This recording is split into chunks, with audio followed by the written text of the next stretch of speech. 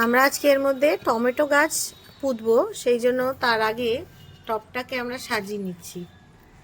টপের যে ফুকোগুলো আছে জল বেরানোর, তার মুখে মুখে এই ইটের চারা ভাঙাগুলো দিয়ে দিচ্ছি। তার কারণ হচ্ছে যে এটা এটা এইভাবে না, এরকম উল্টে দিতে হবে।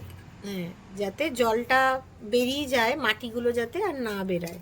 এরপর এর মধ্যে এই যে এখানে মাটি তৈরি করা আছে সব। এই মাটিটা কি দিয়ে তৈরি করেছো? অনেক কিছু সার দেওয়া আছে তার মধ্যে ভার্মি কম্পোস্ট, ধানের তুষ, তারপরে বিভিন্ন রকমের অনুখাদ্য, কোকোপিট, সমস্ত কিছু দিয়ে করা।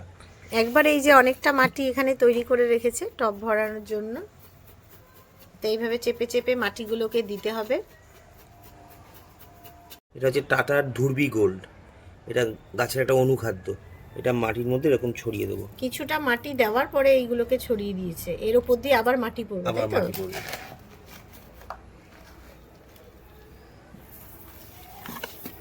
অনেক সময় অনেকেই বলো যে গাছে ফল হচ্ছে না, গাছ ভালোভাবে হচ্ছে না। এই যে ছোট ছোট যদি তোমরা এই ট্রিকগুলোকে ফলো করো, তোমাদের গাছে ফল আসতে বাধ্য। তো এইভাবে চেপে চেপে মাটিটাকে আবারও দেওয়া হচ্ছে। তোমরা শুধু এই জায়গাটাগুলোকে ফলো করো, এইভাবে যদি তোমরাও করো তোমাদের গাছেও ফল কিন্তু আসবেই, এটা গ্যারান্টি। এটা হচ্ছে এমওপি, লাল পটাশ। আচ্ছা, এটা ফুল ফল হতে সাহায্য করবে, কেন গাছের তিনটে খাবারের দরকার। একটা হচ্ছে ক্যালসিয়াম, পটাশ, আর হচ্ছে ফসফরাস। তা এটা হচ্ছে সেই পটাশ যেটা দিয়ে গাছে ফুল ফল আসতে বাধ্য। এরপরে আবারও মাটি পড়বে।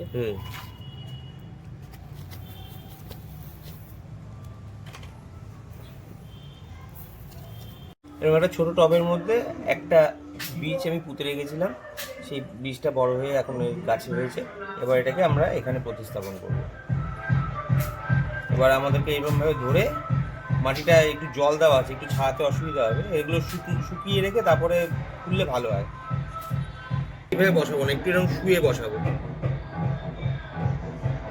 এই যে এরকম শুয়ে বসাবো।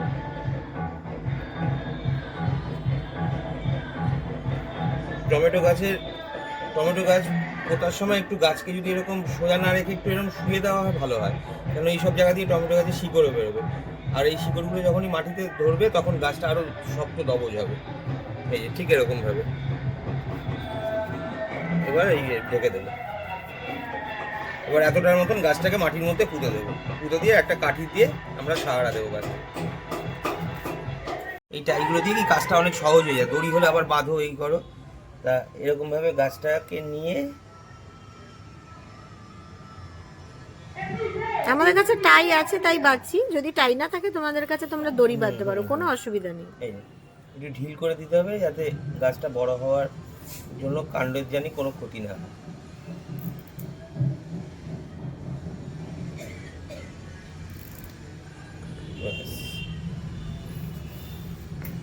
তা যখন এটা থেকে বের করলাম তাতে শিকড়ে একটু হলেও চোট পেলো, যতই ছিঁড়ুক আর না ছিঁড়ুক। তা এই যে আঘাতটা শিকড়ে লাগলো সেটাকে ঠিক করার জন্য গাছে আমরা যে প্রথম যে এখন মাটি শুকনো আছে যে জলটা দেবো, সেই জলটার সাথে এই জিনিসটাকে মেশাবো, হিউমিক অ্যাসিড। এটা হবে কি গাছের সেই রুটটাকে মানে রিপেয়ারিং করতে সাহায্য করবে, মানে যেই আঘাতটা পেয়েছে তার থেকে তাকে বাঁচাবে। তা আমরা এটাকে অবশ্যই জলের মধ্যে দিয়ে, ওই আপনার 1 লিটার জলে আপনার 20 মতন ফোঁটা দেবো, দিয়ে তারপর আমরা গাছে ঢেলে দেবো। যেহেতু আগের থেকে গাছটা ভেজা অবস্থায় ছিল শিকড়গুলো, তার জন্য বেশি জল দেবো না। তা এইরকম অল্প একটুখানি জল নিলাম, কিন্তু এই টকটা হিসাবে 1 লিটার এই 1 মগ জল লাগতো, কিন্তু আমি এতটা দেবো না, অল্প একটু, যাতে আপাতত আশপাশের মাটিটা ভিজে সাপোর্ট পায় সেই রকমই জল দেবো। আর এটাকে একটু শেক করে নেবো, ঝাঁকিয়ে নেবো, ভালো করে ঝাঁকিয়ে নিতে হবে। এটার নামটা বলে দাও। এটার নাম হচ্ছে সেই হিউমিক অ্যাসিড, যেটা বললাম দিতে হবে। কয় ফোঁটা দিতে হবে? 10 ফোঁটার মতন দিলাম, যে এরকম কালার আসবে। এবার এটাকে ঢাকিয়ে নেব।